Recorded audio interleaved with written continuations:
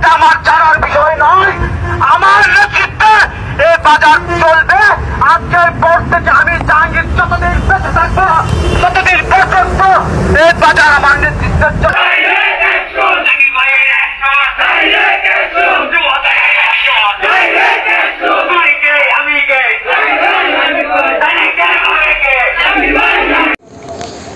না ভাইয়া ঠিক আছে, এটা কিন্তু লাস্ট না, যে আপনি মনে করেন না যে এটা লাস্ট।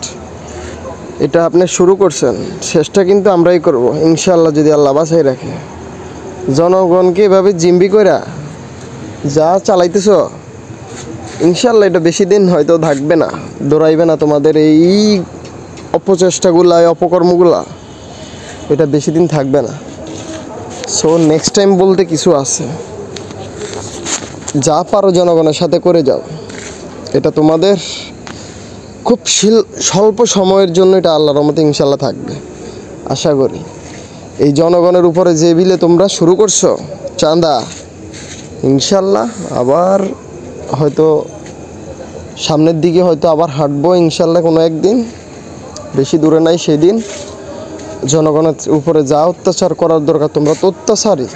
এটা জনগণের 2000 সালেও আমরা বুঝেছি, এখনও বুঝতেছি যে তোমরা কত অত্যাচারী ছিল। ঠিক আছে, জনগণরে আর যতটুকু পারো বুঝাও। আরে জানোয়ারের বাচ্চা, তোকে হাতে মানুষ আন্দোলন করে দেশটা উড়ে দিছে তো ইং করবার লাই, এইসব জানোয়ারের মতন কাজ কাম করার লাই। ঠিক আছে, জানোয়ারের বাচ্চারা আইস্তানি তোকে শোধনে আইস দেশের এই পরিস্থিতি। তোকে সব চাঁদাবাজি সোদাই বেল্লাই তো জায়গা হাস না আমলিক সরকারের কাছে, এই অনেকদিন সোদাই বেল্লাই আইজ আন্দোলন করি দেশটার ক্ষতি সোদাইছস।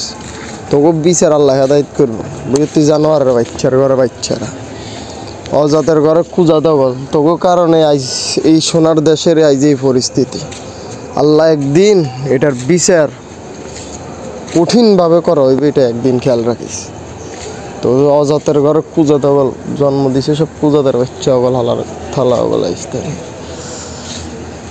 অজাতের বাচ্চারা কুজাতের ঘরের কুজা দগল। তো কারণে আইস কত সুন্দর সাজানো মজা গোছানো একটা দেশ আইস ধ্বংসর পথে চলে গেছে। আর পাবলিক তো আন্দোলন করছে পাবলিকের নিজে ভরানি খানার লাইগা। ঠিক আছে, এই ভরানি পাবলিকে খাওয়া ছাড়া শিক্ষা হইব না। ওপেন রোডে কীভাবে তোরা এভাবে তোর চাঁদা দিতে হইব, তোর চাঁদা তোর পিছন দিয়ে ভরে দেওয়া হবে একদিন আখের বাসি যদি থাকি ইনশাল্লাহ।